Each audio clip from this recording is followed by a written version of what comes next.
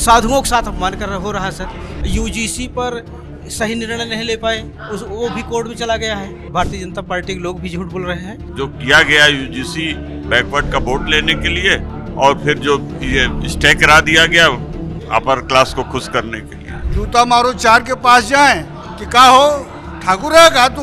अब नेताजी लोगों के टेबल पर मैं आ गया हूँ और यहाँ परिचय पहले लेता हूँ। आपका क्या परिचय? राकेश पटेल, कांग्रेस के वरिष्ठ नेता सर, पूर्व उपाध्यक्ष। अच्छा, 1984 के बाद आप? मैं ब्रजेंद्र मिश्रा हूँ। मैं इलाहाबाद यूनिवर्सिटी छात्र संघ का पूर्व उपाध्यक्ष रहा और जिला कांग्रेस कमेटी प्रतापगढ़ का अध्यक्ष रहा। अभी मिश्रा जी लोग भी कांग्रेस में हैं? हाँ, अभी मैं प्रदेश कांग्रेस कमेटी का निवर्तमान सचिव हूँ और मिर्जापुर प्रभारी हूँ। हम पूछ रहे हैं, अभी मिश्रा, पांडे, दुबे जी लोग भी कांग्रेस में हैं? हाँ है, वो मूल है। और आप? मैं सुरेश यादव, पूर्व महामंत्री छात्र संघ इलाहाबाद विश्वविद्यालय। पार्टी कौन? इसमें किसी पार्टी में नहीं, इसमें इंडिपेंडेंट है। अच्छा, हो ही नहीं सकता पार्टी में? नहीं, इसमें नहीं, किसी दल में। पहले किस में थे? इसके पहले मैं कांग्रेस के पूर्व जिला अध्यक्ष रहा गंगा पार का। अब छोड़ दिए?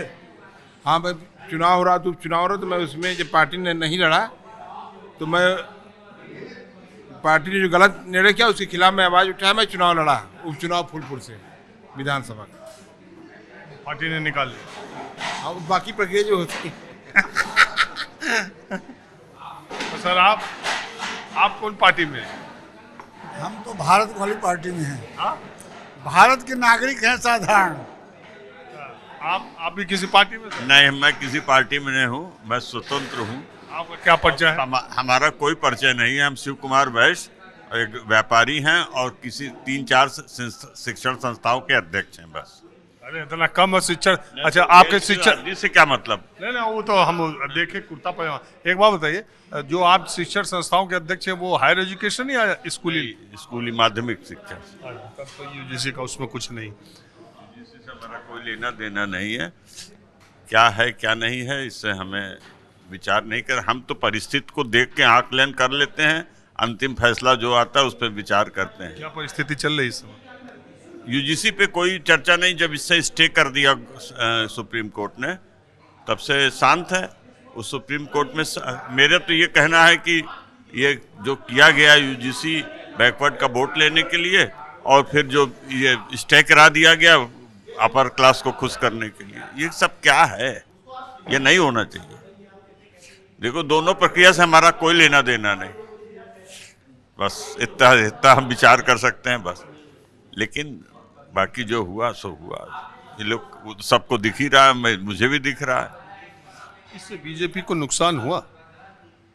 जो नुकसान होने को था वो नुकसान सुप्रीम कोर्ट के उससे से समस्या हल हो गई, वो शांत हो गई है।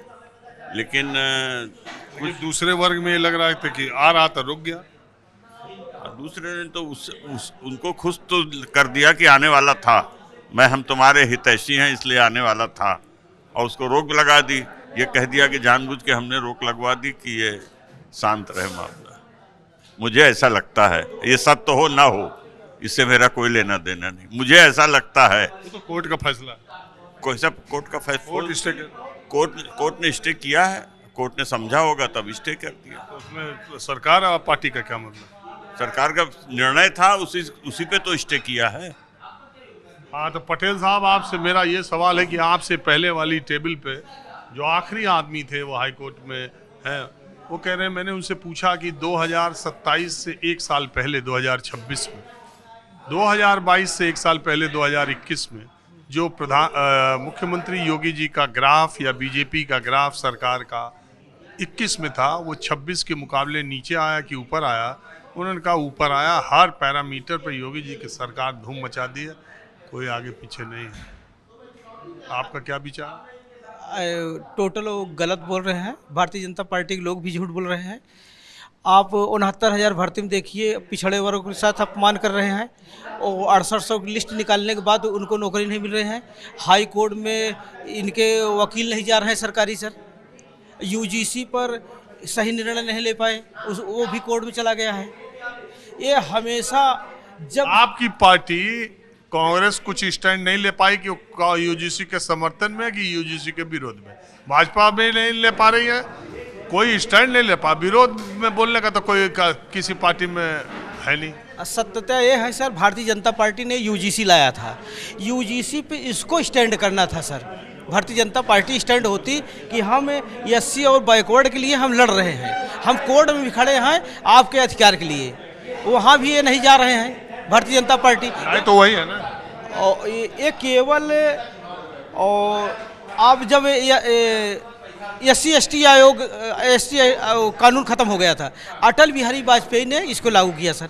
आज जब उत्तर प्रदेश में 80 सीटों में 43 सीट हार जाते हैं सर, यहाँ होता है कि बैकवर्ड और SCO ने वोट नहीं दिया, बैकवर्ड और SCO ने वोट नहीं दिया, तो इसके लिए उत्तर प्रदेश जैसे राज्य को छीनने के लिए सर यूजीसी को धर्मेंद्र प्रधान जो कि हमारे पटेल बिरादरी से हैं, अब पटेलों ने बार बार उत्तर प्रदेश में अपर कास्ट को अपमानित किया और बड़े पैमाने पर धर्मेंद्र प्रधान ने भी अपर कास्ट को अपमानित किया यूजीसी लाकर सर। जिस प्रकार पंकज चौधरी ने सर उत्तर प्रदेश में किसी ब्राह्मण को आम आदमी नहीं बोल पाता कि आप मीटिंग न करें, यहाँ न बैठे, उस प्रदेश अध्यक्ष ने और चुने हुए विधायकों को डांट लगाता है कि आप अनुशासन में रहिए, आप ब्राह्मणों की मीटिंग नहीं कर सकते। इतना बड़ा फर्क आ रहा है।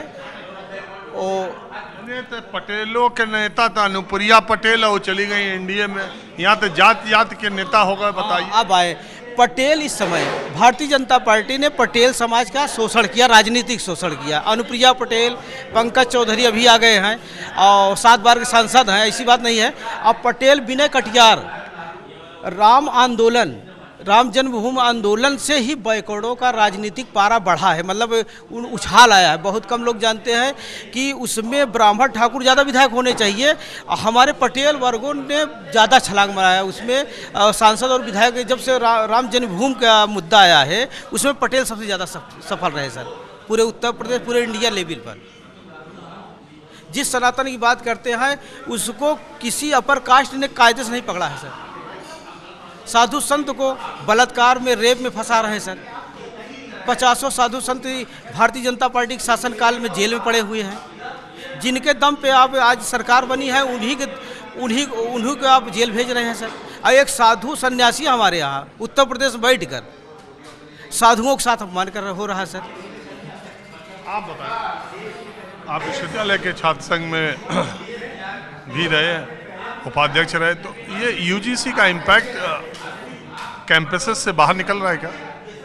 कैंपस से निश्चित तौर से बाहर निकल रहा है। याद करिए, आपका वो भी दौर था जब 89 में ये आरक्षण, वीपी सिंह सरकार आई, आरक्षण लागू किया और पूरे देश आंदोलित हो गया और तमाम यूथ 90 में तमाम यूथ आत्मदाह कर रहे थे। सरकार किसकी थी? वीपी सिंह की सरकार थी, भारतीय जनता पार्टी के समर्थन से सरकार बनी थी। जब युवक जल रहा था तो समर्थन वापस नहीं ली, देश में कोहराम मच गया, देश में गली गली में युवा जल रहा था और अराजकता का माहौल देश के अंदर था।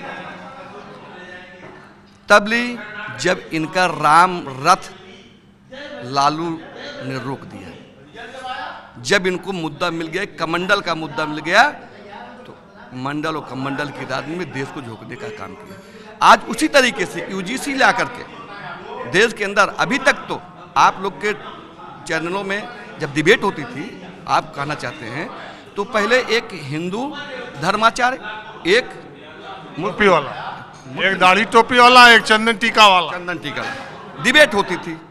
कोई गाय की बात करता था, कोई उसकी बात करता था। जब बराबर हिंदू मुसलमान बढ़ गया, बांटने में सफल रहे, अब क्या कर रहे हैं? अब सनातनियों में फला शंकराचार्य, अब जातियों में, इस तरीके से देश को बांट करके सत्ता पर बने रहना चाहते हैं। यही इनका असली मुद्दा है। अब आखिरी सवाल आपसे, कुछ बताएंगे क्या? अरे हो गया उनसे बातचीत, हाँ उनसे बातचीत हो गई। अब समय चूंकि मेरा ख़त्म हो रहा है, इसलिए आप अपने विचार, ये जो मैंने चर्चा की, आपके क्या हैं यूजीसी को लेके और 27 के चुनाव के माहौल को लेकर? देखिए, यूजीसी तो इस सरकार का बहुत बड़ा ब्लंडर। अब उसको ये लोग सुधारेंगे तो और राम भद्राचार्य जी कह रहे हैं कि वापस लो, नहीं गृह युद्ध हो जाएगा। नहीं नहीं, वो तो इनको सुधारना ही है। अब कहाँ से गड़बड़ हुआ ये तो ये लोग जाने, लेकिन जो नुकसान होना था वो हुआ है। लेकिन अच्छाई ये है कि अन्य पार्टियों के समर्थक और इस दल के समर्थक में यही अंतर है।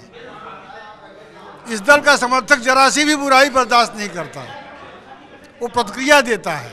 इससे इस दल को सुधार करने में अवसर मिल जाता है। अन्य जो दल के समर्थक हैं वो उनकी किसी बुराई पर नहीं बोलते, नतीजा ये होता है कि वो वही बुराई करते चले जाते हैं। तो ये सुधार हो जाएगा। वो समर्थक ऐसे हैं कि जैसे इनको लगेगा कि भाई अब जूता मारो चार के पास जाएं कि का हो ठाकुर है का तुम, ऐसे नेता के पास जाएंगे। किसके पास जाएंगे, किसको गिनेंगे? अच्छा एक बात बताइए, हमसे कोई कह रहा था कि चाहे यूजीसी के रेगुलेशन को लेके फॉरवर्ड कैटेगरी में या जनरल कैटेगरी में जितना भी गुस्सा हो, जब चुनाव आएगा तो वो जाएगा कहाँ? वो एक शेर नहीं है कि हमसे रूठोगे सनम तो जाओगे कहाँ? इसमें चुनाव में जो आप बात बोल रहे हैं, चुनाव में इसमें इससे कोई लेना देना नहीं है। चुनाव जो जहाँ तय है, छात्र अपने हिसाब से अपनी अपनी बात रख रहे हैं। वोट में इसका कहीं कोई परिवर्तन नहीं होगा, हमारा मानना है। और जहाँ तक यूजीसी के सवाल है, 2000 के पहले 95-99 तक, इसका मतलब इससे कैंपसों में बहुत इसका असर या मतलब नहीं है। इसको कुछ पार्टियों को लोग, अलग अलग दलों की पार्टियों को लोग इसको उकसा के कुछ चलाने की कोशिश किए, मगर ये आंदोलन कहीं चला नहीं। इसे मामला सुप्रीम कोर्ट में है, जो भी फैसला होगा न्यायपालिका करेगी।